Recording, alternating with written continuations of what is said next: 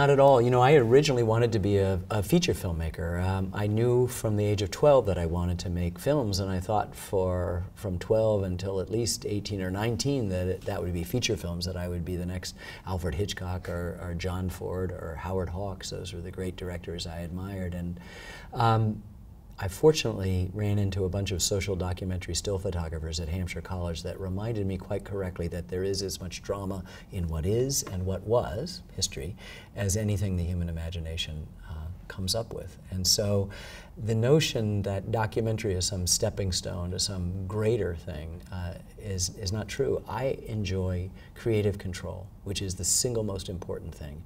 I am on television without commercials. We get to thank the generous people that fund us, and then we get to dive deep for 2 hours and then come up and thank them again. And that's the way it should be. We don't have to be interrupted every 6 to 8 minutes to sell you someplace else, or to be on a premium channel in which you'd be part of still an industrial model in which the final say would not reside with me. I don't feel that, the problem is in the United States, money, the almighty dollar, as we've been talking about for 200 years, is a huge distraction, and we need to learn to measure our bottom line not just by the amount of money, but the amount of freedom, the enjoyment you have in it, the quality of life and relationships you have with the people you work around you. And those are sometimes important factors in a bottom line that we forget, that don't have a dollar sign to the left of them.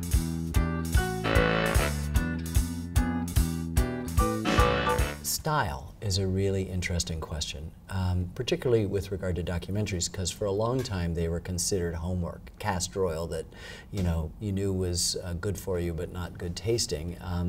Now they've become something else. They obey the same laws of storytelling that Steven Spielberg has to do. They just can't make stuff up. They have to tell more or less the facts, but there's a great deal of subjectivity in them.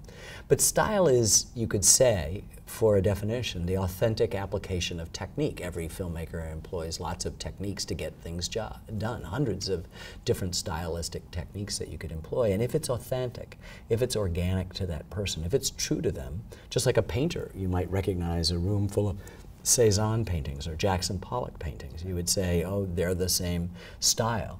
And we understand that that comes from something authentic. And mine is recognized because I've been true to how I wanted to express. I didn't feel the need to change for the sake of change. I didn't need to add all the elaborate graphic or CGI bells and whistles to help mask the fact that there may not be a good story or a good storyteller there. I've tried to hone the skills of storyteller and tell it very simply, but use a set of devices for oral and for visual to make it come alive.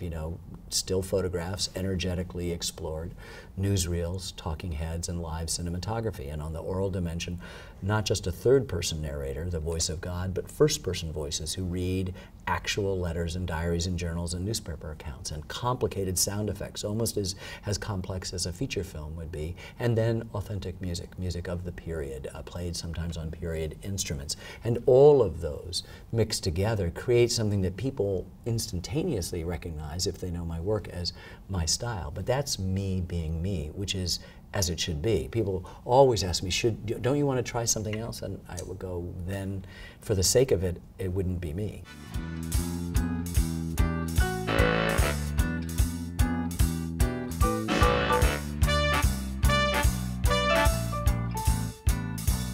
Good question. I've got to assume that Lincoln, in his stature and long legs, and prairie upbringing, frontier upbringing, would probably win in every case.